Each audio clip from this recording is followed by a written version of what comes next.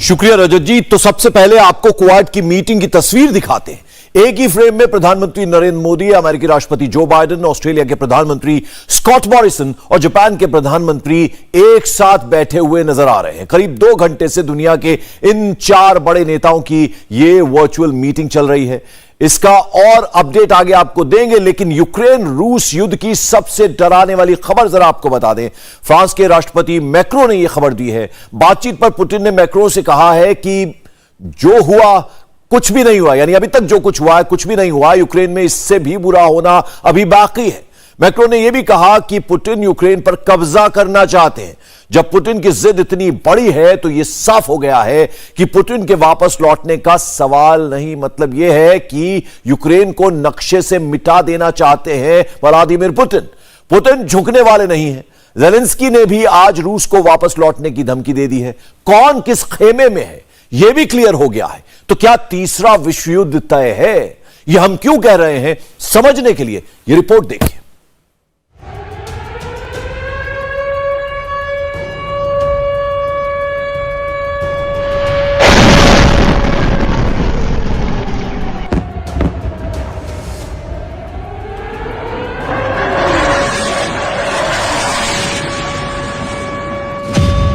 कौन रूस के साथ है,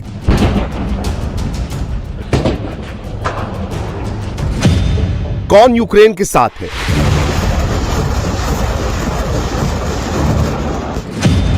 कौन जंग में न्यूट्रल है,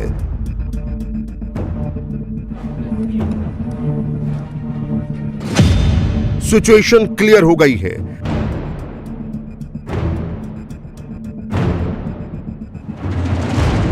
वर्ल्ड वॉर हुआ तो इंपैक्ट पूरी दुनिया पर पड़ेगा, क्योंकि रूस यूक्रेन की लड़ाई में ज्यादातर देशों ने फैसला सुना दिया है।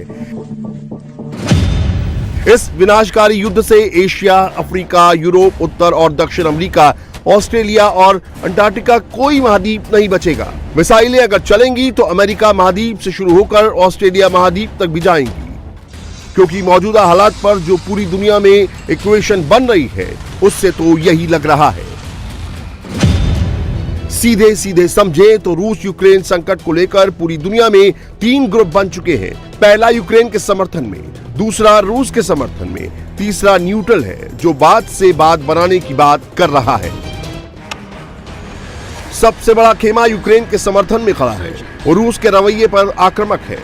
रूस की निंदा कर रहा है, युद्ध रोकने और कार्रवाई के पक्ष में है। यूक्रेन की मदद कर रहे हैं, लेकिन अभी तक रूस से सीधी लड़ाई से परहेज कर रहे हैं। लेकिन अब खुलकर बोलने लगे हैं और ये देश डायरेक्ट युद्ध में उतर जाते हैं तो तीसरे विश्व युद्ध के आसार भी बन जाएंगे। यूक्रेन के पक्ष वाले इस ग्रुप में दुनिया के ज्यादातर पावरफुल देश शामिल हैं। यूक्रेन के समर्थन वाले इस ग्रुप के ये देश संयुक्त राष्ट्र संघ के सदस्य हैं, जिन्होंने इस मामले पर एक्टिव होकर अपना फैसला कल सुना दिया। ये ग्रुप रूस पर लगातार आक्रामक है। इसके पहले निंदा प्रस्ताव भी ला चुका है। कल रूस की सेना को यूक्रेन से वापस बुलाने का प्रस्ताव भी लेकर आया, जिस पर वोटिंग हुई। वोटिंग में 141 सदस्यों ने रूस के खिलाफ वोटिंग की। 5 वोटिंग रूस के पक्ष में हुई, जिसमें बेलारूस, इरिट्रिया, उत्तर कोरिया, सीरिया और खुद रूस था। 34 मेंबर ने खुद को वोटिंग प्रोसेस से दूर रखा। इस ग्रुप में भारत है। दूसरा ग्रुप ईयू यानी कि यूरोपीय संघ और नेटो देश का ग्रुप है। इसने भी अपना स्टैंड क्लियर कर दिया है कि वो एकजुट हैं। ईयू और नेटो का जो फैसला होगा वो उसके साथ है। मतलब ईयू यूक्रेन को फाइनेंशियल सपोर्ट देता रहेगा और नेटो मिसाइल, हथियार और फाइटर जेट से मदद करेगा। मतलब यूक्रेन के लिए फुल बैकअप तैयार है, जिसकी खेप भेजी जानी भी शुरू हो गई है। अब इसका असर भी समझ लीजिए। जो यूक्रेन के राष्ट्रपति ज़ेलेंस्की युद्ध के शुरुआत में दुनिया के ताकतवर देशों अमेरिका और नेटो पर यूक्रेन को अकेला छोड़ देने की तोहमत लगा रहे थे, आज उनकी जुबान में जोश और जज्बा दिखाई दे रहा है। पुतिन और उनकी सेना को करारा जवाब देने की बात कर रहे हैं। ज़ेलेंस्की ने रूसी सेना को संदेश देते हुए कहा है कि अगर वो जीना चाहते हैं तो घर लौट जाएं। वो जहां भी जाएंगे छिपेंगे, मार दिए जाएंगे। युद्ध के बाद हमने पुनर्निर्माण की कसम खाई है, जिसकी कीमत रूस को चुकानी होगी। हम हर घर, हर गली, हर शहर को बहाल करेंगे। हम नहीं चाहते कि यूक्रेन रूसी सैनिकों के शवों से ढका जाए, इसीलिए घर लौट जाओ। एक हफ्ते में रूस के करीब 9000 सैनिक मारे जा चुके हैं। ऐसे में रूस के लिए बेहतर यही है कि पीछे हट जाओ। मतलब साफ है, जेलेंस्की के पास अब मजबूत बैकअप है। पुतिन की सेना के लिए आगे की लड़ाई आसान नहीं रहने वाली है। इस बात में भी सच्चाई लग रही है, क्योंकि पुतिन ने यूक्रेन को लेकर जो अनुमान लगाया था वो सही साबित नहीं हुआ। पुतिन को उम्मीद थी कि रशियन आर्मी के सामने यूक्रेन बहुत जल्द सरेंडर कर देगा, लेकिन ऐसा हुआ नहीं।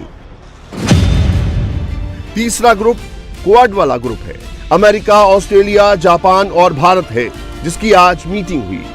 क्वाड को चाइना को काउंटर करने के लिए बनाया गया था, लेकिन रूस के मुद्दे पर भारत ने अपना अलग स्टैंड बनाया है, जबकि क्वाड के तीनों देश अमेरिका, ऑस्ट्रेलिया, जापान रूस के खिलाफ और यूक्रेन के पक्ष में खड़े हैं और चीन रूस के समर्थन में है।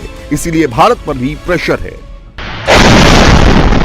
जैसे जैसे युद्ध खिंचता जा रहा है, रूस पर रिएक्शन देने का भारत पर भी प्रेशर बढ़ाने की कोशिश की जा रही है।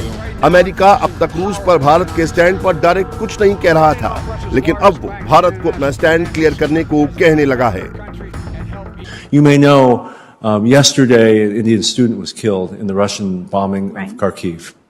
And what we can see already very quickly is that action has begun to turn public opinion in India against a country they perceived as a partner. Undeniably, that partner has just killed an Indian young person who is an innocent victim in Ukraine. Let me say that all of us have been working to urge India to take a clear position, a position opposed to Russia's actions. But what have we seen so far? We've seen a number of abstentions. We have seen this interesting evolution just in the past couple of days. So you may have seen yesterday, the Indian government said it would send a humanitarian airlift of humanitarian supplies from India to Ukraine. That's important. That's a request that's coming from Ukraine's leadership. Bharat को लेकर America की नीति पर senate committee की सुनवाई में Biden की मंशा काफी कुछ खुलकर सामने आ गई है। असिस्टेंट स्टेट सेक्रेटरी डोनाल्ड लू नेलू ने आगे ये भी कहा कि अमेरिका भारत से जो भी रक्षा तकनीक साझा कर रहा है, रूस संग उसके ऐतिहासिक रिश्तों और रक्षा संबंधों को देखते हुए हमें सुनिश्चित करना होगा कि वो सुरक्षित रहें। जिसके बाद से सवाल उठ रहे हैं कि क्या रूस के खिलाफ अमेरिका भारत को उकसाने की कोशिश कर रहा है। मैं समझता हूं कि भारत की जो पोजीशन है वो बहुत क्लियर है। वो इस झगड़े में नहीं पड़ना चाहता। नंबर 1, वो चाहता है कि अमन शांति हो, जंग नहीं हो, अमन शांति से हो। वो चाहता है कि सीजफायर होना चाहिए, बातचीत होनी चाहिए, और बातचीत से ही मसलों का हल निकलता है। जंग तो आप शुरू कर सकते हो, ख़त्म नहीं कर सकते। वो एक तरफ रशिया को एडवाइस कर रहा है कि आप सीजफायर होना चाहिए, तो यूक्रेन से भी कह रहा है सीजफायर होना चाहिए। और फिर उसके बाद ये भी है कि हमारा हित जो है वो इसी में है कि हमारे संबंध सभी से बने रहें। हमेशा से हमारी भारत की पॉलिसी ये रही कि किसी एक कैंप को नहीं ज्वाइन किया, तो हम उसमें नहीं पढ़ना चाहते। उसमें फिर ये रहता है। दूसरी तरफ ये भी हमारी बेसिक पॉलिसी जो है फंडामेंटल, वो ये है कि हम अपने हित में काम करते हैं, और दूसरी तरफ ये कि हम अपनी ऑटोनॉमी जो है उसको पूरी तरीके से फॉरेन पॉलिसी के अंदर मेंटेन करते हैं। वो ऑटोनॉमी ये होती है कि जो भारत के हित में है उसमें काम किया जाएगा, चाहे किसी को जो भी लगे, और कोशिश ये होती है कि संबंध सभी से बना के रखे। रूस को लेकर भारत का स्टैंड क्लियर है। वो किसी दबाव में प्रतिक्रिया नहीं देने वाला है। जहां भारत का हित होगा वहीं डिसीजन फिट होगा। भारत अगर न्यूट्रल है तो उसकी वजह भी है। रूस भारत का सबसे बड़ा रक्षा साझेदार है। भले ही भारत को कभी 70% हथियार सप्लाई करने वाला रूस आज की तारीख में घटकर 49% पर आ गया है, मगर फिर भी उसके मुकाबले अभी कोई दूसरा नहीं। S-400 मिसाइल डिफेंस सिस्टम की खरीद से भारत को चीन और पाकिस्तान के खिलाफ मजबूती मिलेगी। और यही वजह है कि अमेरिकी प्रतिबंधों के खतरे के बावजूद भारत ने रूस के साथ इस डील पर आगे बढ़ना जारी रखा। मॉस्को और नई दिल्ली के रिश्ते दशकों पुराने हैं। यह रूस ही है जिसने संयुक्त राष्ट्र सुरक्षा परिषद में कश्मीर के मसले पर वीटो किया था, जिसके चलते यह मुद्दा द्विपक्षीय ही बना रहा। हालांकि भारत ने यूनाइटेड नेशन सिक्योरिटी काउंसिल में अपने रुख से यह साफ कर दिया है कि वह यूक्रेन में पैदा हुए हालात से खुश नहीं है। भारत के सामने सबसे बड़ी चुनौती अपने नागरिकों को सुरक्षित यूक्रेन से निकालने की है, और अगर भारत अभी रूस या यूक्रेन में किसी का पक्ष लेता है तो उसके नागरिकों की जान पर खतरा बढ़ जाएगा। रशिया और यूक्रेन दोनों ही बड़े अच्छे मित्र हैं और हमारी पॉलिसी दोनों से मित्रता बना के रखने की है।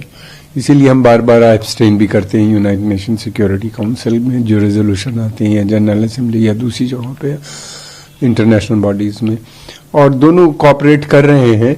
लेकिन वार जोन तो एक कुछ वहाँ की हालात कंट्रोल में नहीं रहते, ये एक समस्या बच्चों के साथ बना हुआ है।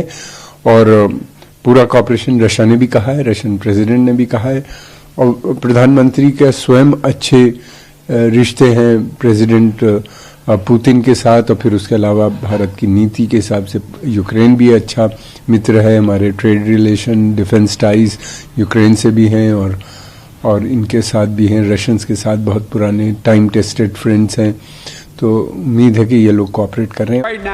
रही बात अमेरिका के प्रेशर टैक्टिक्स की, तो वो कभी नहीं चाहेगा कि एशिया में भारत जैसा साझेदार रूस के पाले में खड़ा रहे, खास तौर से तब जब पैसिफिक में तनाव बढ़ रहा है और चीन के बढ़ते प्रभुत्व को भी काउंटर करना है। भारत हथियारों का भी बड़ा बाजार है। अभी भी भारत और रूस हथियारों के बड़े पार्टनर हैं और अमेरिका को हमेशा से ये चुपता रहा है। भारत को रूस के साथ संबंधों को लेकर रुख साफ करना चाहिए या नहीं, उस पर फ्रांस का जवाब अमेरिका को जरूर सुनना चाहिए। I mean, India is a foreign country.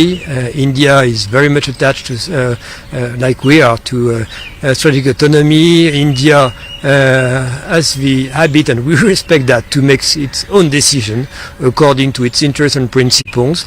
So nobody should say what India should do. That's first. India और इंडियन फर्स्ट, मोदी सरकार की यही नीति रही है।